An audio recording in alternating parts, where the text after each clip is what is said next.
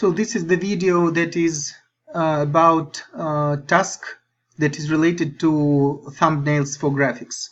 So I'd like to first of all begin with migration. As you can see, there is some sample data there, but after I apply migration script, here it is, I've got more data. Refreshing the page. So I've got three more elements: a sample landscape element, sample portrait element, and the combination of these elements in the template.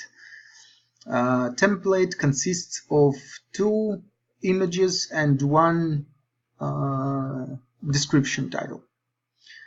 So I reproduced the bug in my previous video, so right now I'd like to show you that all this is working with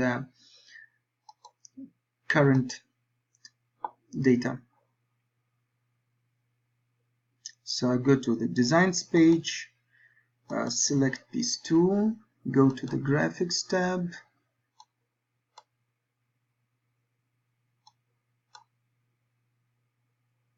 click on templates element, and as you can see, I have full-size thumbnails image in these template tabs. So it proves that this bug is fixed totally.